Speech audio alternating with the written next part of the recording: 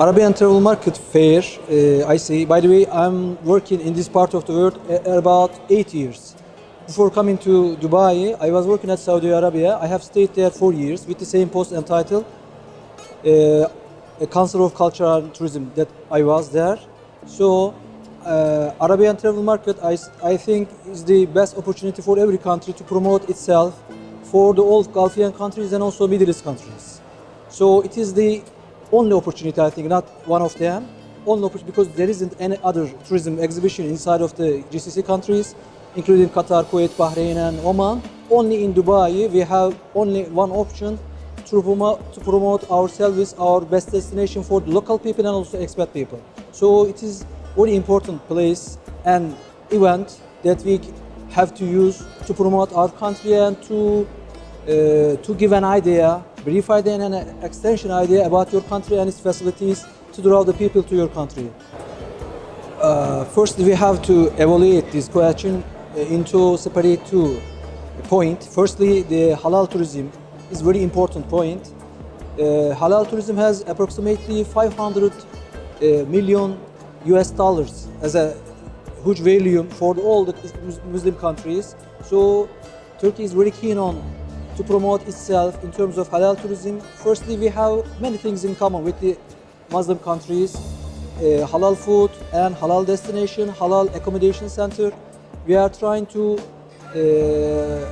adopt our accommodation service, for example, the hotels, motels and other accommodation centers to Islamic rules and regulations.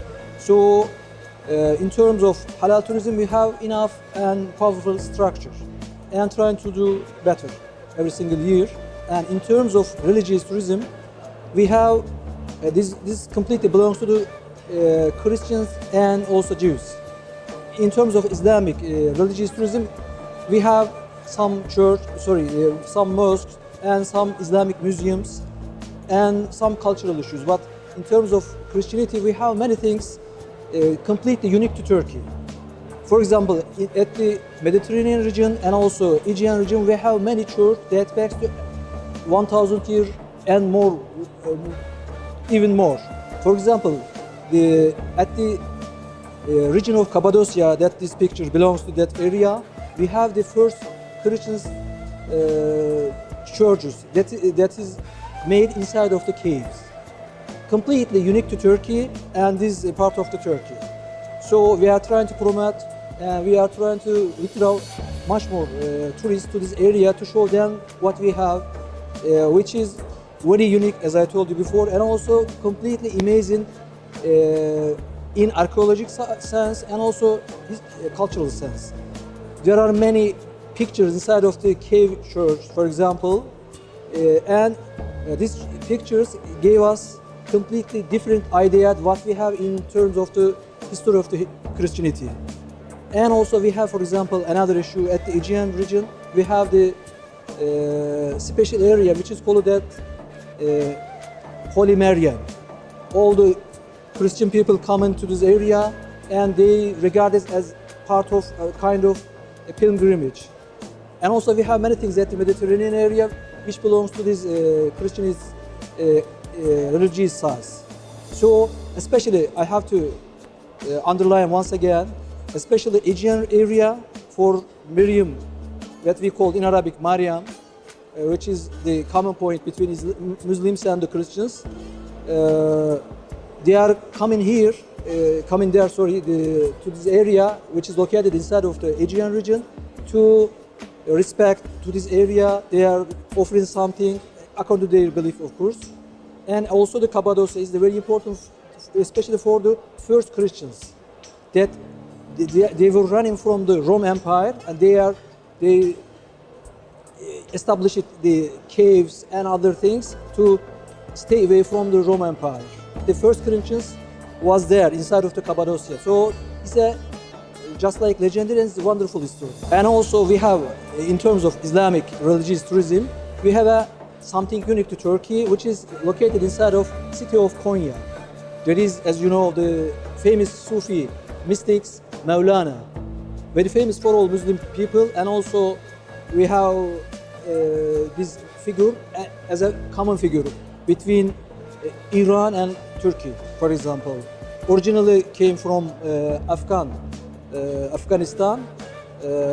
He was born in at Bel, city of Bel, historical city, and he came to city of Antalya during the Selçuk Empire, and he stayed there, and he wrote most of the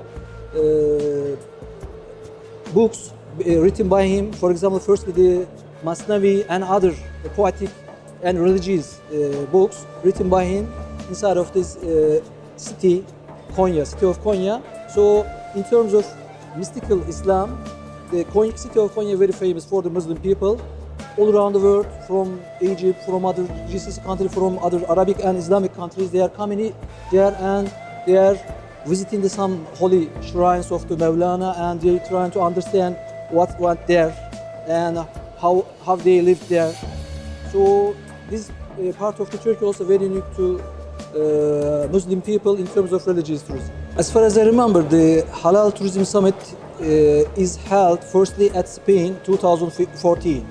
After that, we as a Minister of Culture, we were in collaboration with some organizing companies in Turkey. They were trying to organize this event inside of Turkey, and they did, as far as I remember, 2015 at city of Konya, that I talked about it before, about Mesnevi and Mevlana, Celaleddin Rumi. So we did. The second one was held in city of Konya, and after that the Abu Dhabi tried to organize this event, and after that they cancelled it. I think it's a better opportunity for every single country, Muslim country, to organize this wonderful event. I think it's really important for us to promote or to offer to our potential target audience what we have, what we have to do to discuss. For example, if Abu Dhabi Cultural and Tourism Authority is going to organize this event, I think it will be better for them to organize at the periphery of this event some conference and small workshops to discuss what the PowerPoints that we have, what are the weak points that we have. We have to discuss this issue together, and after that I think we can do it better for the next year.